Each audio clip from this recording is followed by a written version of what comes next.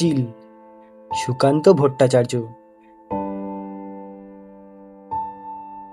পথ চলতে চলতে হঠাৎ দেখলাম ফুটপাতে এক মোড়া চিল। চমকে উঠলাম ওর করুণ বিভৎস মূর্তি দেখে। অনেক উঁচু থেকে যেই পৃথিবীটাকে দেখেছে লুণ্ঠনের অবাধ উপনিবেশ, যার সেন দৃষ্টিতে কেবল ছিল তীব্র লোভ আর ছো মারার দস্যু প্রবৃত্তি। তাকে দেখলাম ফুটপাতে মুখ গুজে পড়ে।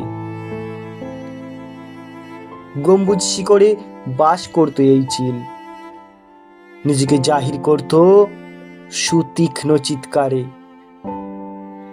হালকা হাওয়ায় ডানা মেলে দিত আকাশের নীলে। অনেককে ছাড়িয়ে একক পৃথিবী থেকে অনেক অনেক উঁচুতে। অনেকে আজ নিরাপদ, নিরাপদ ইঁদুর ছানারা আর খাদ্য হাতে এস্ত পথচারী। নিরাপদ কারণ আজ সে মৃত, আজ আর কেউ নেই ছো মারার। ওড়ি ফেলে দেওয়া উচ্ছিষ্টের মতো ও পড়ে রইল ফুটপাতে, শুকনো শীতল বিকৃত দেহ। হাতে যাদের ছিল প্রাণ ধারণের খাদ্য, বুকের কাছে সযত্নে চেপে ধরা, তারা আজ এগিয়ে গেল নির্ভয়ে।